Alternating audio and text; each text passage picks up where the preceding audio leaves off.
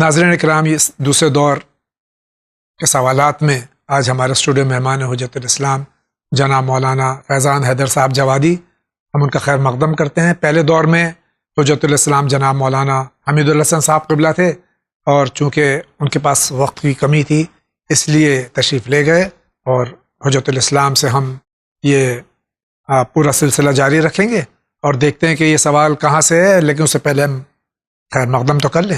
آغا السلام علیکم ورحمۃ اللہ۔ علیکم السلام ورحمۃ اللہ۔ انشاءاللہ مزاج بخیر، الحمدللہ، اللہ کا شکر۔ اجازت ہو تو ہم کنٹینیو کریں اپنا جی پروگرام؟ بسم اللہ بسم اللہ۔ آئیے دیکھتے ہیں سوال کہاں سے۔ السلام علیکم، میں کانپور سے نظر عالم بول رہا ہوں۔ میرا سوال مولانا صاحب یہ ہے کہ اگرچہ ہمارے کوئی اولاد نہیں ہے تو کیا ہم کسی بچے کو اڈاپٹ کر سکتے ہیں؟ اور اگرچہ اڈاپٹ کر لیں تو یعنی اگر اڈاپٹ ہم کر لیتے ہیں تو آپ اس کے بارے میں بتائیں کہ کیا جائے کہ نہ کیا جائے۔ اگر نہیں کر سکتے ہیں تو آپ ہم کو بتائیں کہ کیوں نہیں کر سکتے ہیں۔ یہ ہمارا سوال ہے، اس کو آپ تفصیل سے بتائیں۔ السلام علیکم، خدا حافظ۔ اڈاپشن کے جو سلسلے میں ہمارے بھائی نے سوال کیا اس سلسلے جی میں دیکھیں، اڈاپشن کے بہت سارے مراحل ہیں اور بہت ساری کمپلیکیشنز ہیں۔ اس میں سب سے زیادہ جو کمپلیکیٹڈ مسئلہ آتا ہے وہ یہ ہے کہ جب بچہ یا بچی بالغ ہو جائے گی تو اس کی محرمیت کا، اگر بچی ہے تو 9 سال کے بعد وہ اگر اڈاپٹڈ ہے تو 9 سال کے بعد اپنے والد کے اوپر وہ نامحرم ہو جائے گی، تو اس کا فاصلہ جس طریقے سے ایک نامحرم کے ساتھ ہونا چاہیے ویسا ہونا چاہیے۔ اور اگر بچہ ہے، بیٹا ہے، تو 15 برس کے بعد اسلامی کیلنڈر کے حساب سے وہ اپنی ماں پر، جیسا کہ نامحرم ہے تو پھر وہ احکام نامحرم اس کے اوپر جاری ہوگا۔ اب مسئلہ یہ ہے کہ اڈاپٹ کیا جائے یا نہ کیا جائے۔ یقیناً اگر کسی کے پاس اولاد نہیں ہے اور وہ چاہتا ہے اڈاپٹ کرنا تو وہ اڈاپٹ کرے، لیکن اس کے ساتھ ان شرائط کا خیال رکھے۔ اس کا ایک آسان سا طریقہ میں بتا دوں کہ اگر کوئی امیجیٹ فیملی ممبر، شوہر کا بھائی ہو یا بہن ہو، وہاں سے اگر اڈاپٹ کریں تو شوہر کی طرف کی جو فیملی ہے اس طرف سے بچی کو اڈاپٹ کریں، تاکہ شوہر اس بچی کے لیے یا تو چچا ہوگا یا تو ماموں ہوگا۔ ان دونوں ہی صورتوں میں وہ بچی ہمیشہ محرم رہنے والی ہے، چاہے وہ بالغ ہو چاہے نہ ہو، یعنی بالغ ہونے کے بعد بھی وہ محرم رہے گی۔ تو اس حوالے سے کوئی مسئلہ نہیں ہے۔ اور اگر بیٹے کو اڈاپٹ کرنا چاہتے ہیں، بچے کو، لڑکے کو اڈاپٹ کرنا چاہتے ہیں تو وہ وائف کی فیملی کی طرف سے لیں، یعنی وائف کے بھائی یا اس کی بہن سے، تاکہ وہ وائف وہ بچے کی حقیقی خالہ ہو یا حقیقی پھوپھی ہو، وہ محرم رہے گا، یعنی بالغ ہونے کے بعد بھی محرم رہے گا۔ تو یہ مسئلہ آپ حل کر سکتے ہیں۔ لیکن ایک چیز اور بھی ہے، مسئلہ آتا ہے انہیریٹنس یا ارث پر، کیونکہ انہیریٹنس جو ہے وہ بلا فصل اولاد کے لیے ہے۔ اس کا بھی آسان طریقہ یہ ہے کہ آپ اپنی حیات میں ہی ہبہ کر دیجئے۔ جی، اگر آپ ہبہ کر دیں گے تو انہیریٹنس کا بھی مسئلہ نہیں پیش آئے گا۔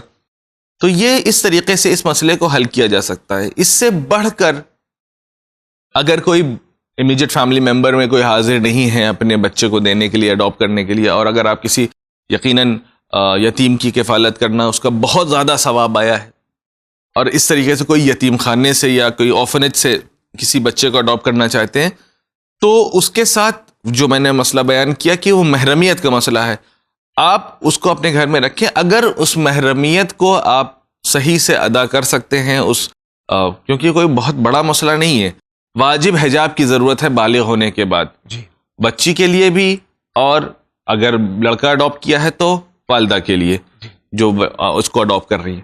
تو اگر وہ حجاب کو، واجب حجاب جو ہے وہ اس کی رعایت کر سکتی ہے تو بالکل اڈاپٹ کر لیں۔ بہت بہت شکریہ آغا۔ یہ سوال تھا، اس کا مدلل جواب آپ کو مل گیا ہے۔ اسی کے ساتھ آگے بڑھتے ہیں، دیکھتے ہیں اگلا سوال کیا ہے۔ السلام علیکم، میں حاجی نیر اقبال مفتی گنج لکھنؤ سے بول رہا ہوں۔ جاوید بھائی اور مولانا صاحب، میں آج 30 اکتوبر کو آپ کا شو دیکھ رہا تھا، ٹھیک آج 8:30 بجے جناب مولانا صفی حیدر صاحب قبلہ اللہ مقامہ بیٹھے سوالوں کا جواب دے رہے تھے۔ ان کے ساتھ آپ کے اینکر تھے عرفان عباس، نام ہے، کیا نام ہے ان کا؟ بڑی عمدہ بات انہوں نے کہی کہ امام حسین علیہ السلام اور ہمارے امام کی شہادت کے بارے میں جو سخت مصائب پڑھے جا رہے ہیں، تو کیا اشارے سے گریہ نہیں کیا جا سکتا ہے؟ اور جو ڈراماٹائز کیا جا رہا ہے، بڑے بڑے سیریل بن رہے ہیں، اور خاص کر کے آپ کے چینل پر، ون چینل پر، جس طرح امام حسین علیہ السلام کو دکھایا جاتا ہے کہ وہ ہاتھ میں چھوٹے سے بچے کو لیے اور ملا تیر چلا رہا ہے، خون چھلک رہا ہے، کیا یہ اتنی مقبول اور پاک اور پاکیزہ ذاتیں، کیا ان کے مصائب بنا یہ ڈرامہ بنائے ہوئے، کیا ان کے مصائب رونے کے لیے کافی نہیں ہیں؟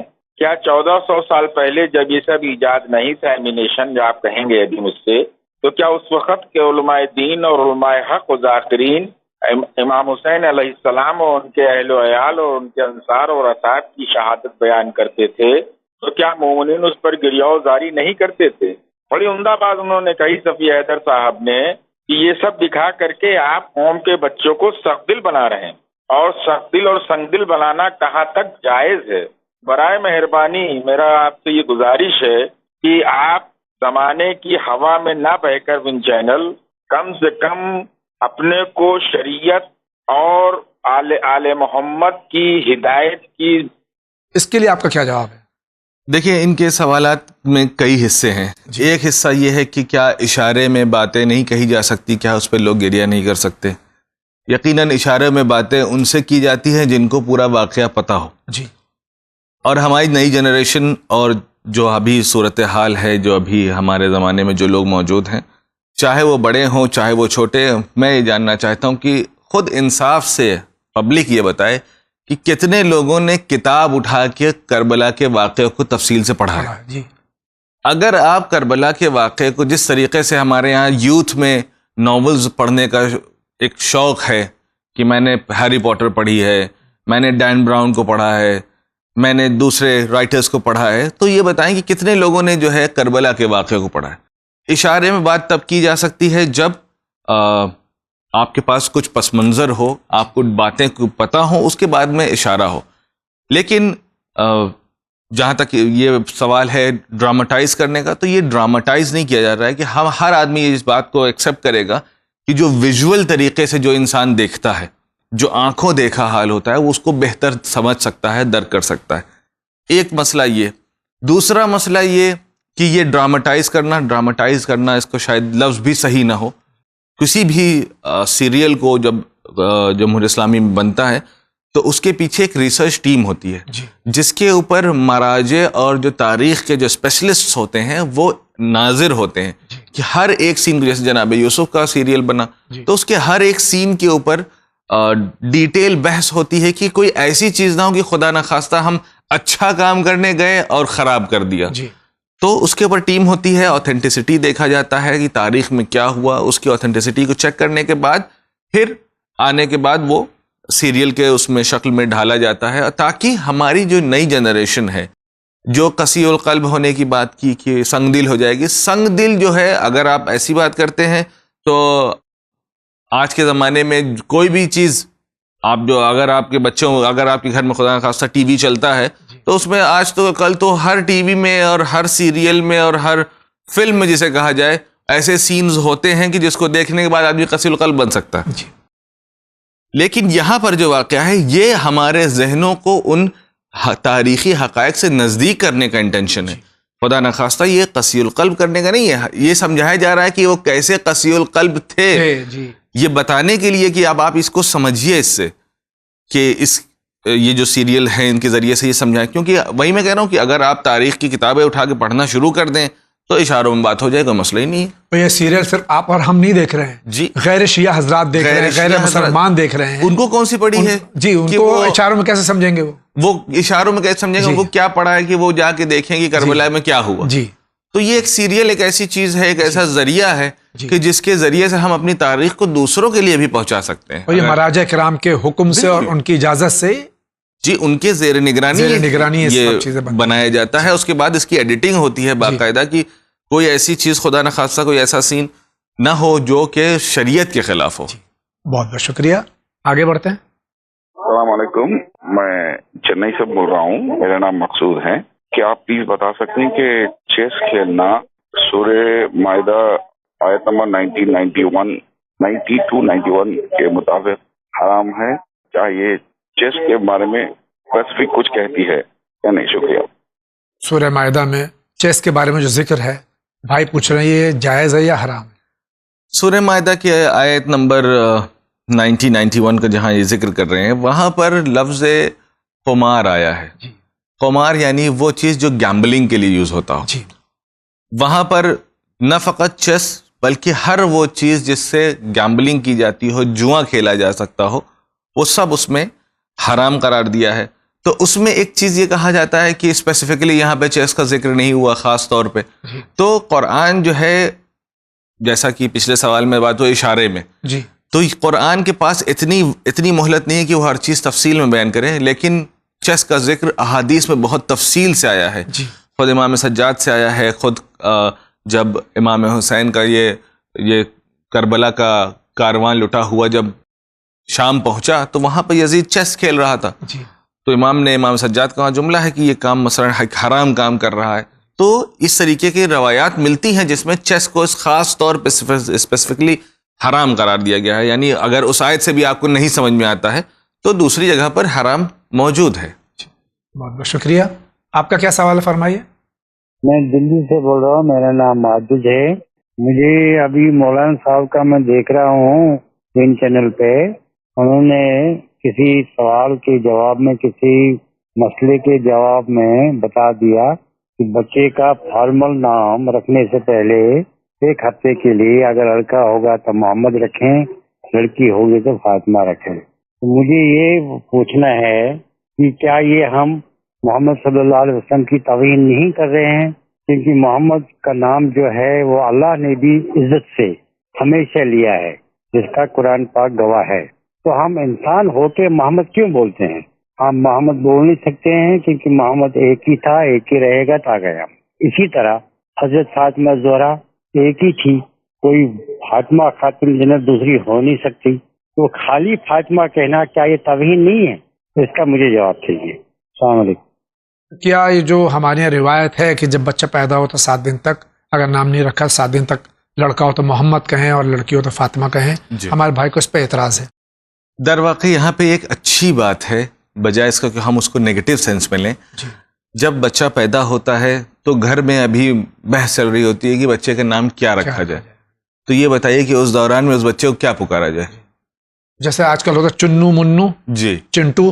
تو جی تاکید یہ کی گئی ہے، روایات کی طرف سے تاکید ہے. یہ عالم کی طرف سے، عالم اگر کوئی چیز بیان کر رہا ہے تو یقیناً اس کے پیچھے کوئی نہ کوئی پس منظر ہے، یقیناً، اپنی جیب سے کوئی چیز بیان نہیں کرتا. بے شک. جی تو یہ مستحب یہ ہے، جی مستحب ہے یہ جی کہ جب تک بچے کا نام نہیں رکھا گیا ہے تب تک اس کو محمد کہہ کے پکارا جائے، تاکہ نبی کا نام ذکر ہوتا رہے. جی ہم کسی نیگیٹو سینس میں نہیں کہ بچے کا نام محمد کہہ رہے ہیں. اب یہ بتائیے کہ 7 دن کے بعد اگر آپ نے اس کا نام محمد رکھ دیا تو جی پھر کیا نام رکھنا منع ہے؟ تو ساری زندگی آپ اس کو محمد پکاریں گے. جی تو کیا یہاں پہ خدا نخواستہ آپ کا قصد یہ ہے کہ آپ پیغمبر کی شان میں گستاخی کر رہے ہیں، یا آپ نے بچی کا نام فاطمہ رکھ دیا یا زہرا رکھ دیا سلام اللہ علیہ؟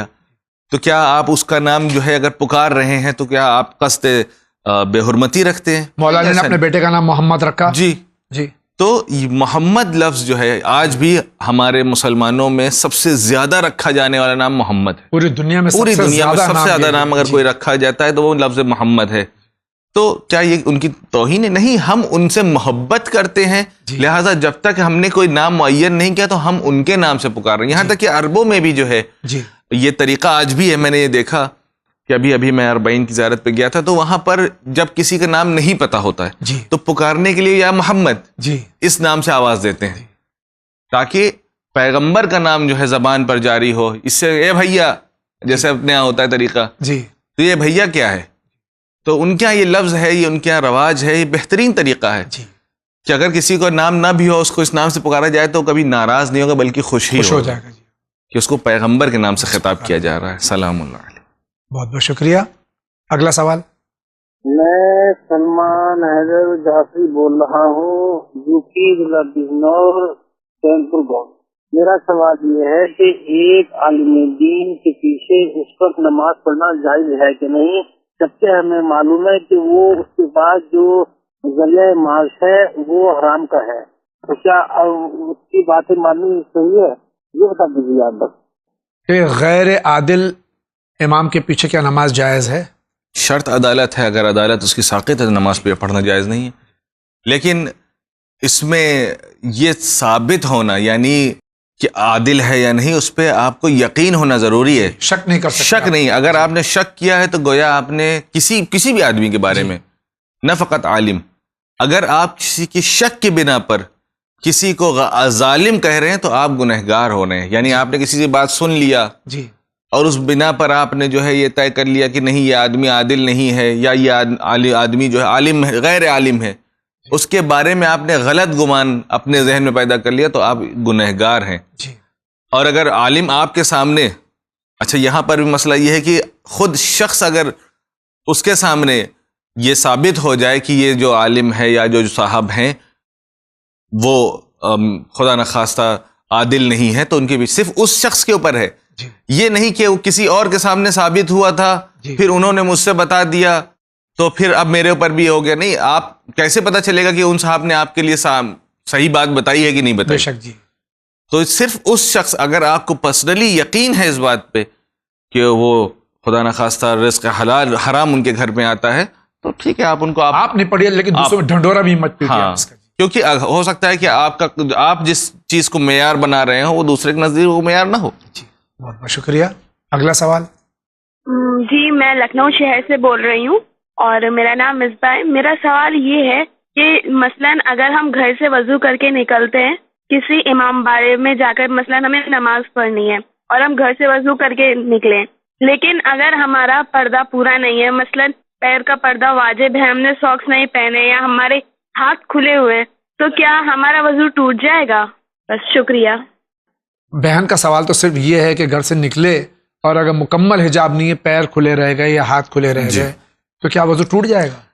مبطلات وضو کا ذکر موجود ہے جس میں سے یہ حجاب. دیکھیں مثال کے طور پر ایک آدمی نماز پڑھ رہا ہے جی, اور نماز کی حالت میں اس کے سامنے سے کوئی نامحرم گزر جائے جی, اور اس کی نگاہ اس نامحرم پہ پڑ جائے جی, تو کیا اس کی نماز باطل ہو جائے گی؟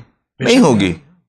ٹھیک ہے اس نے گناہ کیا کہ نامحرم پہ نگاہ پڑی, لیکن نامحرم پہ نگاہ پڑنا الگ چیز ہے اور نماز کا باطل ہونا الگ چیز ہے. دو الگ الگ فعل ہیں. اسی طریقے سے اگر آپ کا ویسے تو حجاب پورا ہونا چاہیے, اگر آپ کے انکل تک سے زیادہ کھلا ہوا ہے, پیر کور نہیں ہے یا سر کے بال دکھ رہے ہیں, حجاب مکمل نہیں ہے, تو اس صورت میں بے حجاب ہونے کا ہو سکتا ہے, یقیناً ہو کیا سکتا ہے, یقیناً آپ کو گناہ ضرور پڑے گا لیکن آپ کا وضو صحیح ہے. وضو باطل ہونے کے جو طریقے ہیں خود حدث اصغر ہے, حدث اکبر ہے, اس کا ذکر توضیح المسائل میں ہے, میں اس کا ذکر نہیں کروں گا. میں چاہتا ہوں کہ یہ خود جائیں اور جانے کے بعد کم سے کم اس مسئلے کو تو دیکھ ہی لیں. بہت بہت شکریہ. آپ کا کیا سوال ہے بھائی؟ میرا نام حیدر علی ہے, میں گونڈی بامبے سے بات کر رہا ہوں. آج 31 اکتوبر کو دوپہر میں 2 بجے قریب پروگرام آ رہا تھا عزاداری اور ہماری ذمہ داری. اس سے عرفان عباس صاحب سوال کر رہے تھے اور مولانا صفی اظہر صاحب جوابات دے رہے تھے. تو عرفان عباس صاحب کا جو بال تھا سامنے وہ کلر کیا ہوا بال تھا, تو تھوڑا سا بتائیے اگر وہ خود جو ہے جو اینکر ہیں وہ ایسے بال رکھیں گے تو جو بچے دیکھیں گے, نوجوان دیکھیں گے, وہ اپنے بالوں کو کیا رنگ دیں گے؟ کیا یہ صحیح ہے؟ میرا سوال ہے کہ ذرا اس طرح کے جو پروگرام ہیں جو انٹرنیشنل لیول پہ دیکھا جاتا ہے انٹرنل, تو اس کو کم سے کم خیال تو رکھنا چاہیے کہ ہمارے بال کیسے ہیں, ہمارے ڈریس کیسے ہیں, ہمارا پہناوا کیا ہے. بہت ہی تکلیف ہوتی ہے جب ٹوین چینل پہ اس طرح کے چہرے دیکھے جاتے ہیں, لباس دیکھے جائیں تو اچھا نہیں لگتا. کم سے کم اس کا خیال کریں. احترام کرتا ہوں سوال کا, لیکن بہرحال کیا بال کو کلر کرنا شرعاً جائز ہے یا ناجائز, یہ بتا دیں آپ. اس میں کوئی اشکال نہیں ہے بال کو کلر کرنے میں, آپ کلر کر سکتے ہیں. یہاں تک کہ پیغمبر کے زمانے میں تو یہاں تک کہا گیا تھا کہ مستحب ہے کہ ہر آدمی اپنے بال کو کلر کرے اور کلر استعمال کرے. خیر بعد میں, پہلے ان کے زمانے میں تو واجب تھا, بعد میں مستحب ہو گیا.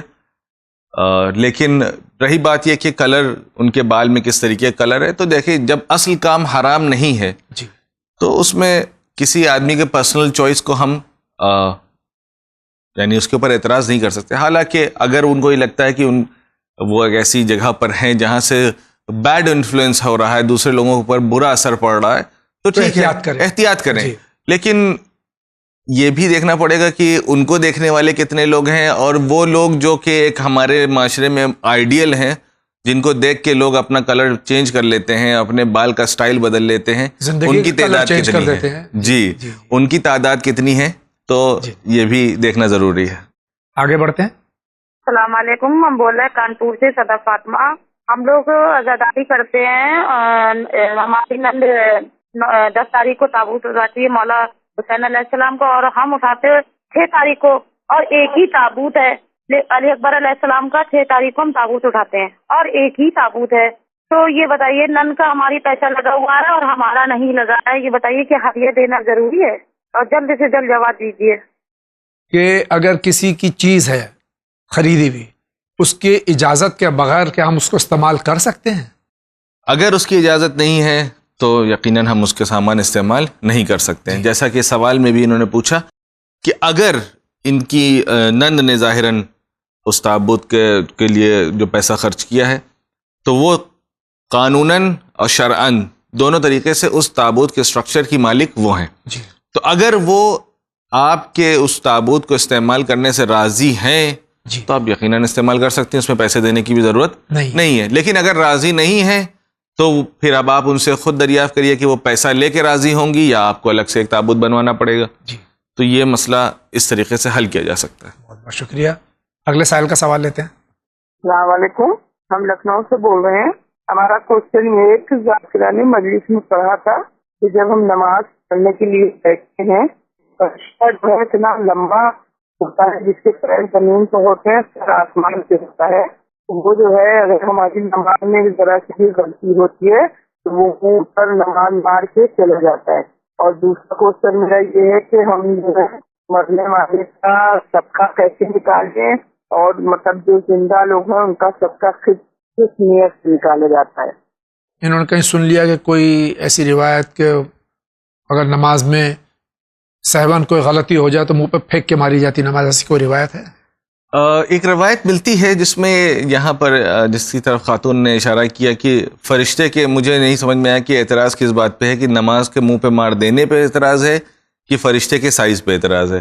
کیونکہ سائز پہ یہ بیان کیا گیا کہ اس کا پیر زمین پہ ہے اور سر آسمان پہ ہے, تو وہ فرشتہ ہے, وہ کتنا بھی بڑا ہو سکتا ہے. رہی بات منہ پر مار دینے جائے کہ نماز منہ پہ مار دی جاتی ہے, تو یہ روایات میں موجود ہے کہ اگر کچھ لوگ ایسی نمازیں پڑھتے ہیں کہ وہ فرشتہ لے جانے کو بھی تیار نہیں ہوتا ہے تو وہیں چھوڑ کے اور منہ پہ مار کے چلا جاتا ہے. یہ روایت.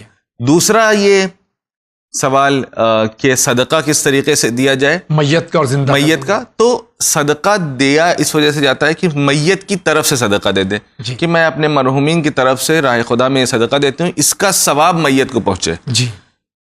یعنی میت کی حفاظت کے لیے تو اب آپ کچھ نہیں کر سکتی, وہ تو مر چکا ہے. بے شک. تو اب اس کی جانب سے راہ خدا میں خیر کریں, انشاءاللہ اس کا ثواب اس کو ملے گا. زندے کی طرف سے بھی یہی طریقہ ہے کہ آپ ثواب کا قصد کریں کہ ثواب اس کا فلاں کو پہنچے. بہت بہت شکریہ. آپ فرمائیے, آپ کیا کہنا چاہتے ہیں؟ السلام علیکم مولانا صاحب. جاوید بھائی, میں نیا حاجی نیر اقبال مفتی گنج لکھنؤ سے آپ سے مخاطب ہوں. اس ایام اعزا کے دوران ایک چیز بہت دیکھنے میں آتی ہے, ہر سال یہ بات ہوتی ہے کہ ہر جگہ کے اوپر اپنے ریکارڈر سے یا اپنے لاؤڈ اسپیکر سے یا اپنے ٹیپ سے یا اپنے موبائل سے اپنی گاڑیوں میں اپنے گھروں میں لوگ زیادہ تر نوحے یا سلام بڑی تیز آواز میں سنا کرتے ہیں, اور زیادہ تر یہ سلام اور نوحے کی کیسٹیں ہیں یا ریکارڈنگ ہے یا ان کی وہ جو ڈاؤن لوڈنگ ہے اس سے جو آتے ہیں وہ دکھتا یہ ہے کہ وہ کسی اسٹوڈیو میں ریکارڈ کیے گئے ہیں, اس کے ساتھ میوزک بھی ہوتی ہے. یہ اب تو حد یہ ہو گئی, جو ہمارے لکھنؤ میں یہ رکشے چلتے ہیں جو شیعہ حضرات چلاتے ہیں, اس پر معلومات تیزی سے بڑھتا چلا جا رہا ہے. اور جیسے کہیں ایام اذانہ ہوتا تو اس میں گانا بج رہا ہوتا. مجلس معلوم ہوا شام کو 8 بجے ہے, 11 بجے دن سے لاؤڈ اسپیکر پر نوحے بج رہے ہیں تیز آواز میں. اور حد تو یہاں تک ہو گئی ہے کہ کچھ چینلز ہیں اپنے جو اپنے آپ کو اسلامی چینل کہتے ہیں, ان کے پاس کوئی کام نہیں, یا مختار نامہ دکھاتے رہتے ہیں یا یہ حسینی میوزک سو کارڈ حسینی میوزک چلایا کرتے ہیں. تو مولانا صاحب سے میرا یہ سوال تھا دربستہ کہ برائے کرم نوحے کے انداز سے اپنی ملت اور اپنے لوگوں سے یہ درخواست کرنا چاہتا ہوں آپ کے ذریعے سے کہ نوحے کو نوحہ رہنے دیں, برائے کرم اس کو حسینی میوزک نہ بنائیں, اور چینل والوں سے بھی درخواست کرتا ہوں کہ اس کو حسینی میوزک بنا کر ہر وقت اپنے چینل کی اسکرین پر پیش نہ کریں. رکشہ میں اور گاڑیوں میں، کارز میں یا گھروں میں نوحہ لگا دیا جائے اور اس کا احترام نہ ہو. اور دوسری یہ جو چینلز پہ ان کا اعتراض ہے کہ اس پہ حسینی میوزک، اگر وہ میوزک جو کہ شرعاً جائز ہے اور جس کو ہمارے مراجع کرام نے جائز قرار دیا، اس کے علاوہ کوئی اور میوزک ہو، اس کا لگانا کیسا ہے؟ یہ سارے سوالات ہمارے بھائی کے ہیں. جی، سب سے پہلی بات یہ کہ جہاں تک بات لاؤڈ اسپیکر کی ہے تو وہ اس کا طریقہ یہ ہے کہ اگر لاؤڈ اسپیکر پہ کوئی بھی چیز ہو، چاہے وہ نوحہ ہو، چاہے وہ عام دنوں پہ یا کسی دوسرے تہوار میں کوئی اور چیز ہو، قانوناً اور شرعاً شاید مناسب نہ ہو کہ آپ ایسا کام کریں جس سے آپ کے اڑوس پڑوس میں لوگوں کو پریشانی ہو. جی. کیونکہ حقوق الناس بہت ضروری ہے کہ دوسروں کا جو ہے حقوق اس کا وہ پامال نہیں ہونے چاہیے. اور رہی بات یہ کہ لوگ کس طریقے سے اسے استعمال کرتے ہیں، تو بہرحال یہ ضروری ہے کہ نوحے کا ایک احترام کیا جائے، ایک احترام رکھا جائے، ہر جگہ اسے نہ چلایا جائے، کیونکہ پتہ نہیں، جیسا کہ حالانکہ یہ لفظ جو حسینی میوزک کا انہوں نے استعمال کیا، یہ لفظ بالکل غیر مناسب ہے. بے شک اس لفظ کو استعمال نہ کریں، کیونکہ یہ آپ نوحے کو پڑھنے کے لیے ایک دھن کی ضرورت ہوتی ہے. یہ کیونکہ اشعار ہوتے ہیں، وہ اس کے خاص اوزان، ایک وزن پہ کہا جاتا ہے، تو اس کے اندر دھن ہونا ضروری ہے. لیکن اسے اگر آپ میوزک کا نام دے دیں گے تو شاید مناسب نہ ہو. رہی بات یہ کہ وہ میوزک کے ساتھ ریکارڈ ہوتا ہے، تو ایسے نوحے بہت شاید ہی ہوتے ہوں جو میوزک پہ ہوتے ہوں، حالانکہ اس کے اندر مکسنگ کا کام ضرور ہوتا ہے. لیکن یہ کہہ دینا کہ میوزک کا استعمال ہوا ہے تو شاید مجھے نہیں پتا. اگر جن صاحب کا سوال ہے کہ انہوں نے میوزک کا استعمال ہوتا ہے، تو بجائے اس کے کہ وہ ہم تک پیغام پہنچائیں، وہ خود جن صاحب نے اس کام کو، اس حرکت کو انجام دیا، ان تک بھی یہ پیغام پہنچائیں. کیونکہ ہم اپنی جانب سے یہ کہہ تو سکتے ہیں کہ اگر کسی نے استعمال کیا ہے تو شرعاً صحیح نہیں ہے اور اخلاقاً بھی صحیح نہیں ہے، کیونکہ نوحہ غم کی علامت ہے، اس میں میوزک کا کوئی کام نہیں ہے. اگر کوئی استعمال کرتا ہے، اگر کسی نے دیکھا ہے، تو اس تک بھی یہ پیغام پہنچایا جائے کہ اس کا یہ کام مناسب نہیں. ہم تو پیغام پہنچا رہے ہیں، ہم پیغام پہنچا رہے ہیں، اپنا کام انجام دے رہے ہیں. لیکن جو لوگ اس بات سے اعتراض کر رہے ہیں کہ یہ ہو رہا ہے، تو بھائی پبلک بھی اپنی ذمہ داری کبھی کبھی ادا کرے. صرف دوسروں کے اوپر ذمہ داری نہ ڈال دے کہ اب میں نے ان سے کہہ دیا، پھر وہ کہیں گے میں نے کسی اور سے کہہ دیا. بات بجائے اس کے کہ صاحب معاملہ تک پہنچے، وہ ادھر سے ادھر ٹہلتی رہے گی. تو ہمارا کام ہے کہ ہم اپنے پیغام کو اس ٹی وی کے ذریعے سے لوگوں تک پہنچا رہے ہیں. اگر کوئی ایسے لوگ کسی کی جاننے والے میں ہو کہ انہوں نے اپنے نوحوں میں یا اپنے نعت میں یا اپنے مرثیہ خوانی میں کسی طریقے کی کوئی میوزیکل انسٹرومنٹ، میں بار بار کہہ رہا ہوں کہ مکسنگ ایک الگ چیز ہے، میوزیکل انسٹرومنٹ ایک الگ چیز ہے. کیونکہ ظاہر سی بات ہے کہ ریکارڈنگ کے لیے ایک خاص شرائط کی ضرورت ہوتی ہے، ورنہ وہ ریکارڈ نہیں ہو سکتا ہے. اور اگر اس نے کسی نے خدا نخواستہ میوزک کا استعمال کیا تو وہ آپ ہمارا بھی پیغام پہنچائیے. اگر کوئی ہمیں دیکھ رہا ہے، اس نے اگر ایسا کیا ہے، تو ہم اس سے گزارش کرتے ہیں کہ وہ آئندہ سے اس طریقے کا کام نہ کرے. اور کسی کے جاننے والے میں اگر کسی نے کیا تو اس تک ہمارا پیغام پہنچایا جائے. بہت بہت شکریہ. اگلا سوال لیتے ہیں. السلام علیکم، میں جنرل سے بول رہا ہوں. میرا سوال یہ ہے کہ امام حسین کی 2 بیٹے تھے، 3 بیٹے تھے اور 3 بیٹیاں تھیں. تو اگر صغرا کا مطلب چھوٹا ہوتا ہے تو پھر بالغ سکینہ کو یہ بتایا جاتا ہے کہ وہ 4 سال کی عمر تھی، اور جناب صغرا کی عمر زیادہ بتائی جاتی ہے. اور اسی طرح سے جناب علی اکبر اگر بڑے تھے تو زین العابدین کو علی اکبر کیوں نہیں بولا جاتا ہے؟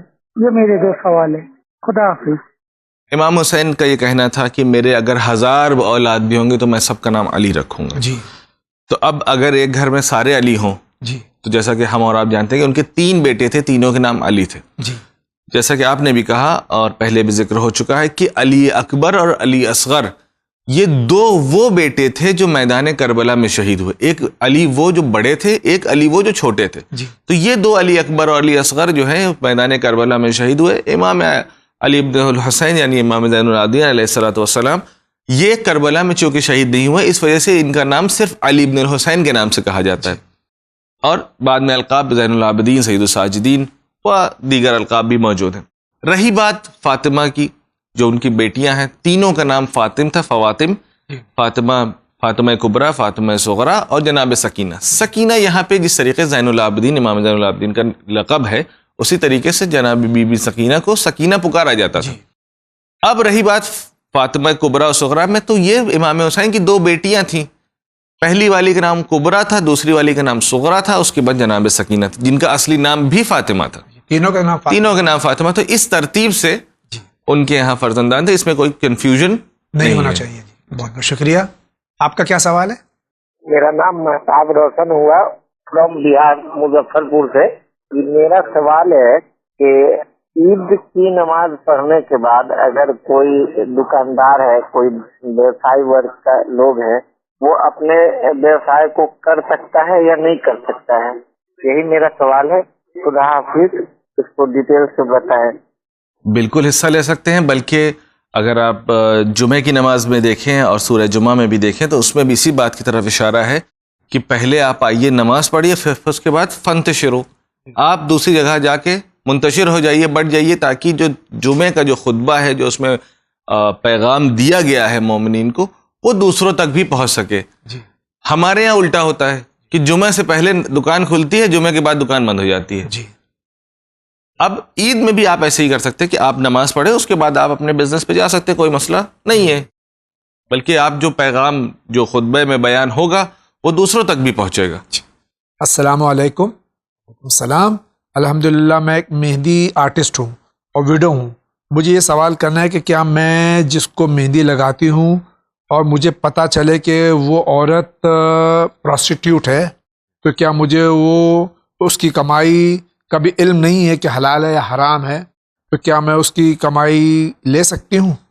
دیکھیں، آپ کو جو حق الزحمہ مل رہا ہے وہ آپ کے کام کے عوض میں مل رہا ہے. کہ آپ نے یہ کام انجام دیا تو اس کے بدلے میں آپ کو یہ حق الزحمہ مل رہا ہے. حالانکہ یہ چیز اوائڈ کرنا چاہیے کہ اگر آپ کو نہ پتہ ہو کہ ان کا بیک گراؤنڈ کیا ہے یا ان کی کمائی کیسی ہے، اگر اس میں یہ امکان پایا جاتا ہو کہ ہو سکتا ہے کہ کوئی دوسرا کام بھی ساتھ میں ہو اور حلال کی کمائی ہو، تو کوئی مسئلہ نہیں ہے. السلام علیکم. وعلیکم السلام. ہم ناگپور سے ہیں. آپ نے ایک ایپیسوڈ میں کہا نوحہ اکیلی خاتون نہیں پڑھ سکتی اگر نامحرم سنے، لیکن تقریر کر سکتی ہے. تو اگر وہ مصائب کو سروں میں یا دھن میں پڑھے اور نامحرم سن رہے ہو تو کیسا ہے؟ یہ ایک مسئلہ یہ ہے کہ اگر کوئی نامحرم خاتون اکیلے جو نوحہ پڑھنے کی بات کی جا رہی ہے وہ یہ ہے اس وجہ سے ہے کیونکہ وہاں پر تشخیص دینا آسان ہے. آپ بتا سکتے ہیں، پن پوائنٹ کر سکتے ہیں کہ نوحہ کون پڑھ رہا ہے. اور اگر چونکہ ہمارے یہاں یہ شرط پائی جاتی ہے کہ نامحرم کے سامنے گنگنانا اور گانا گانا چونکہ حرام ہے، لہٰذا یہ بھی ایک قسم کی ترنم ہے، ایک قسم کا جس میں نغمہ پایا جاتا ہے، ایک دھن ہے، تو نامحرم کے سامنے پڑھنا مناسب نہیں ہے. لیکن اس کے سامنے یہ بھی کہا جاتا ہے کہ اگر کچھ خواتین مل کے پڑھے تو حرج نہیں. اس کی وجہ یہ ہے کیونکہ اس میں پن پوائنٹ کرنا کہ ایک آواز کس کی ہے وہ پاسبل نہیں ہے. تو اس وجہ سے شرط یہ ہے کہ نامحرم نہ سنیں. اگر پن پوائنٹ کرنے کا خطرہ ہے کہ وہ پن پوائنٹ ہو سکتا ہے کہ کون پڑھ رہا ہے، تو اکیلے پڑھنا وہاں پہ مناسب نہیں ہے اگر نامحرم سن رہا ہے تو. اور اگر نہیں سن رہا ہے تو آپ اکیلے میں پڑھیے، خواتین کے درمیان میں، جشن میں، محفل میں، مجلسوں میں اگر سلام پڑھنا ہے، پیشخوانی کرنا ہے تو اس میں کوئی مسئلہ نہیں ہے. لیکن اگر ایسی کوئی جگہ پہ آواز جا رہی ہے یا لاؤڈ اسپیکر پہ، تو وہاں پہ بہتر یہ ہے کہ آپ تنہا نہ پڑھیں. اور جہاں مصائب اس کے لیے بھی یہ شرط ہے؟ مصائب کے لیے بھی شرط یہی ہے. جی قاعدتاً کلی میں قانون بتا دوں، یہ ہے کہ جہاں تک پاسبل ہو خواتین کی آواز نامحرموں کے کان تک نہ پہنچے تو بہتر، زیادہ بہتر. دوسرا سوال یہ کہ نماز میں ریاکاری جائز نہیں ہے، لیکن کیا ریا امام حسین علیہ الصلوۃ والسلام جائز ہے؟ نماز چونکہ خالصتاً للہ ہے، خدا کے لیے ہے، اگر اس میں ریا شامل ہوتی ہے تو یعنی ہم کسی دوسرے کو بھی شامل کر رہے ہیں، تو نماز وہاں پر باطل ہو جاتی ہے. دوسرا مسئلہ امام حسین کی عزاداری کا ہے، تو اس میں ہمارے پاس چونکہ حدیث ہے امام صادق کی، من بکا و ابکا و تباکا، کہ جو روئے رلائے اور رونے کے جیسا چہرہ بنائے. بیسکلی اس کے پیچھے جو فلسفہ ہے وہ یہ ہے کہ جو ہم امام حسین کی عزاداری منا رہے ہیں وہ ہم اپنا میسج پہنچا رہے ہیں، امام حسین کے پیغام کو پہنچا رہے ہیں. تو یہ اگر آپ ہو سکتا ہے کہ کسی کو گریہ نہ آئے، کوئی نہ رو سکے، تو وہ کم سے کم اگر وہ اپنا چہرہ غمگین بنائے گا تو لوگ کم سے کم پوچھیں گے کہ آپ ہر روز مثال کے طور پہ بڑا خوش نظر آتے تھے، آج کیوں غمگین نظر آ رہے ہیں؟ تو پھر آپ جو پیغام امام حسین کا ہے وہ آپ کے ذریعے سے دوسروں تک پہنچے گا. تو ہدف جو ہے امام حسین کا وہ یہ ہے کہ پیغام پہنچے. تو یہ کس طریقے سے ہم یہ کہہ سکتے ہیں کہ یہ مثال کے طور پہ ہمیں گناہ پڑے گا یا ریا ہے؟ یہ ریا نہیں ہے، بلکہ اس میں تو کوشچن رائز ہوگا، سوال اٹھے گا اور میسج پہنچے گا. جی بے شک. السلام علیکم. وعلیکم السلام. میں سری نگر کشمیر سے. میرا سوال مولانا صاحب یہ ہے کہ ہم بھائی اور بہن کا طلاق ہو گیا ہے، اب وہ اور اس کا بیٹا ہمارے گھر میں رہتے ہیں. میرا سوال مولانا صاحب یہ ہے کہ میرے فادر کے پراپرٹی میری بہن اور میرے درمیان تقسیم کرنی ہے تو کس طرح کریں؟ جی وہ ارث کا مسئلہ ہے. اس میں یہ ہے کہ بھائی کو بہن کا 2 برابر ملتا ہے، یعنی آپ اپنی پراپرٹی کو 3 حصوں میں تقسیم کر لیجئے، 2 آپ کا 1 ان کا ہو جائے گا. بہت آسانی سے، اس میں کوئی مسئلہ نہیں ہے. ہمارے شوہر ہمیں نہیں چاہتے، ان کے اوپر کچھ جادو کا اثر، گھر والے چاہتے ہیں کہ وہ ہمیں چھوڑ دیں. 5 بچے ہیں، میں کیا کروں؟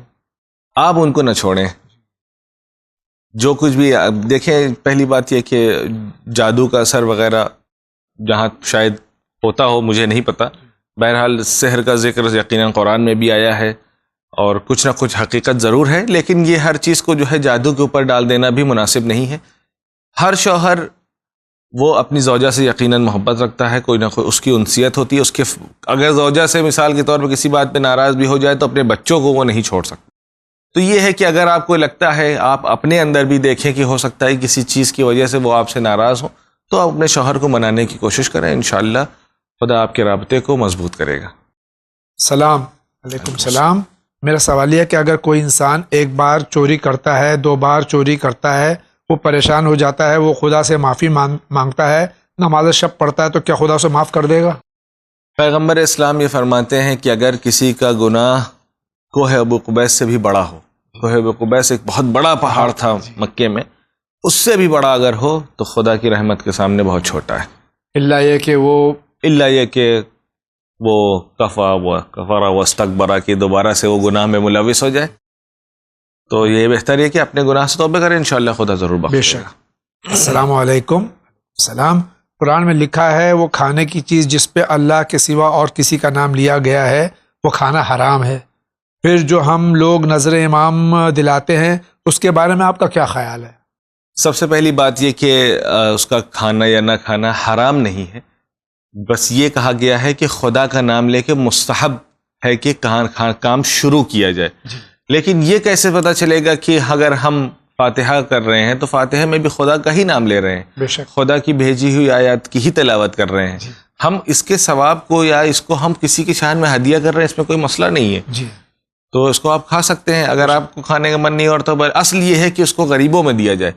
کیونکہ نذر کا اور فاتحے کا فلسفہ جو ہمارے یہاں ہے، وہ جو بہترین غذائیں بنائی جاتی ہیں، بہترین کھانے بنائے جاتے ہیں، اس کا ثواب کھانا بنانے کا نہیں ہے. اس کا ثواب یہ ہے کہ اگر اس کو کسی غریب کو دے دیا جائے گا تو اس سے جو حاصل ہوگا وہ ثواب مرحوم کو تک پہنچے گا. لیکن بہرحال اس میں بھی نام خدا ہی لیا جاتا ہے. جی سورہ فاتحہ ہی پڑھا جاتا ہے. اہل بیت کا نام جو ہے جسے کہا جائے کہ لینتھ میں ہے، ان کے خدا کے برابر نام نہیں ہے. بے شک. اگر ہم اہل بیت کا ذکر کرتے ہیں تو ہم اہل بیت کے ذکر کے ذریعے سے خدا تک پہنچنا چاہتے ہیں، ہم خدا کے برابر میں اہل بیت کو قرار نہیں دیتے. بے شک. السلام علیکم. وعلیکم السلام. I watch when religiously. My question is, when Maula Ali alayhi salatu wasalam said, I was with all Nabi, does this mean we are born again and again and hence reincarnation is true? No, it's not true.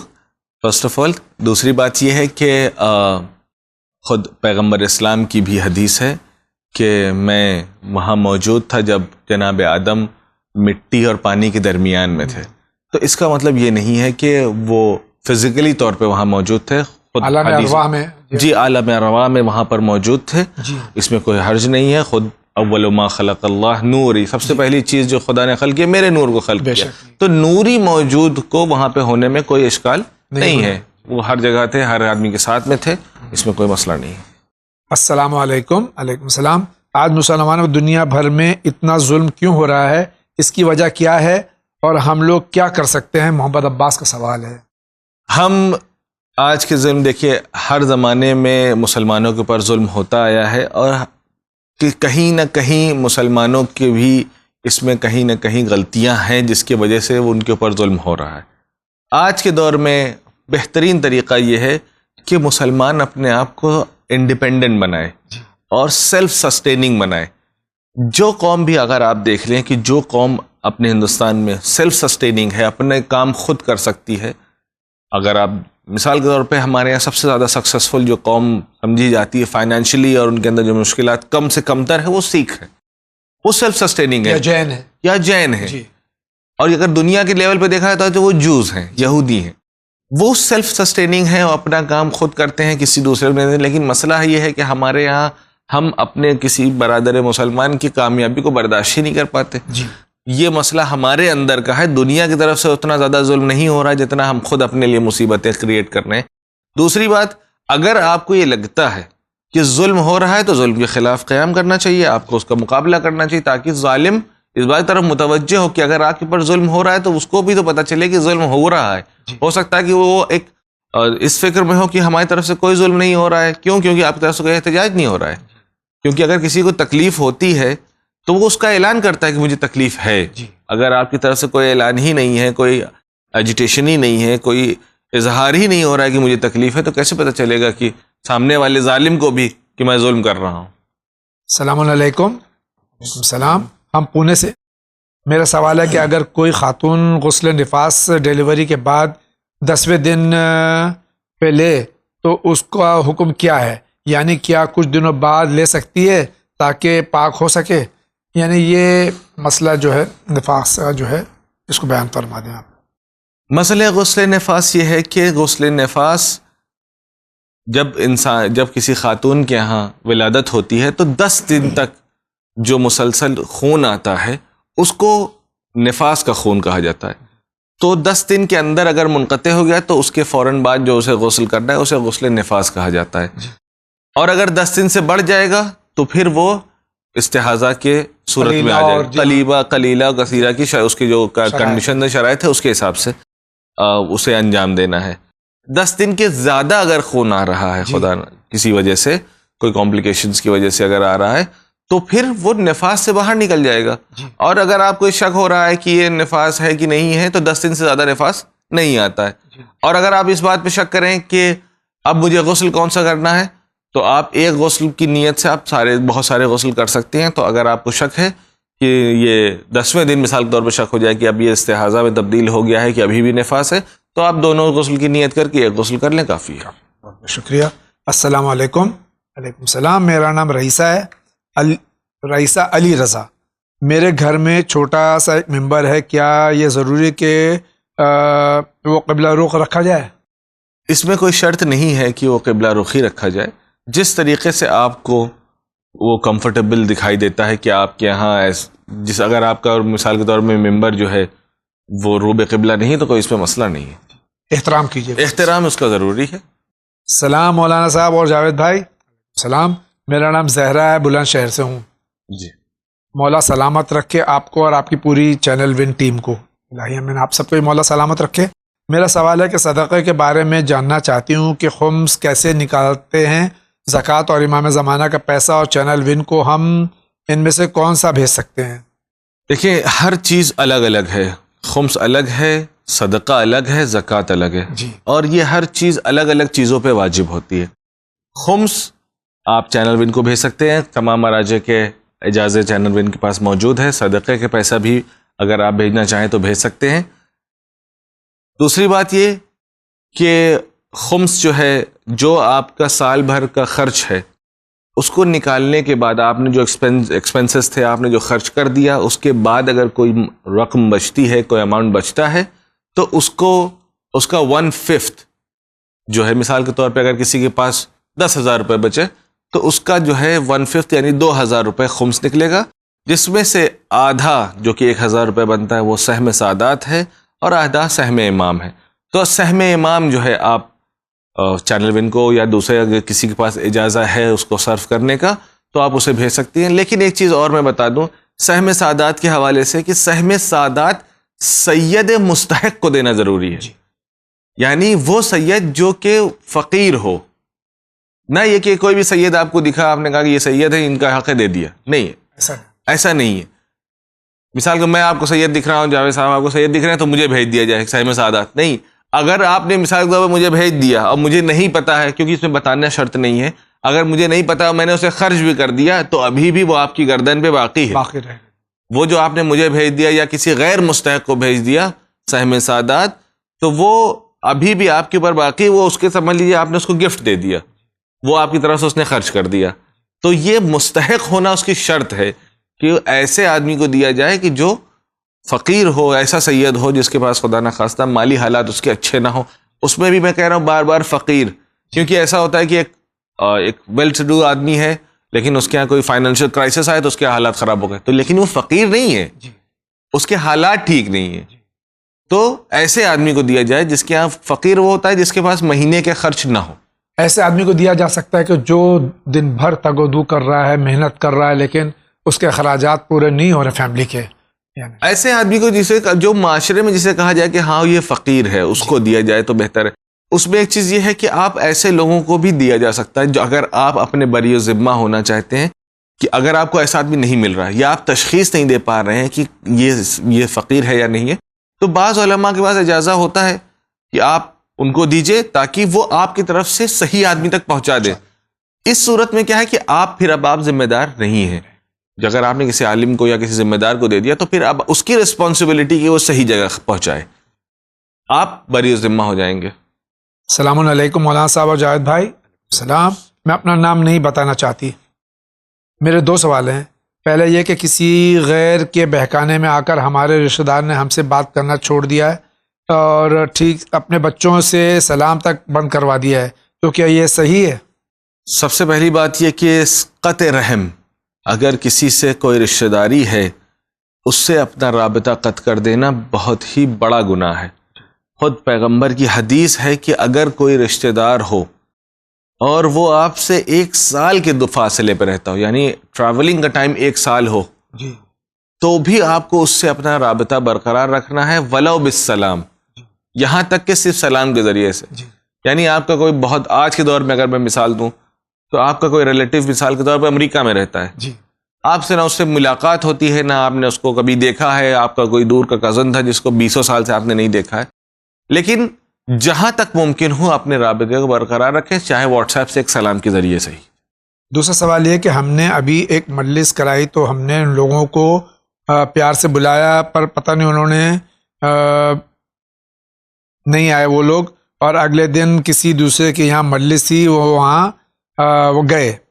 تو اس کا بھی مسئلہ یہی ہے کہ یہ ان کی ذمہ داری ہے، آپ کا کام، آپ الحمدللہ صحیح کام کر رہی ہیں، آپ اپنی جانب سے حق بجانب ہیں اور اپنی طرف سے وہ تمام اقدام کر رہی ہیں، ایفرٹ کر رہی ہیں جس کے ذریعے سے آپ کا یہ رابطہ باقی رہے۔ انشاءاللہ آپ کو اس کا اجر ملے گا، آپ کو اس کا ثواب ملے گا۔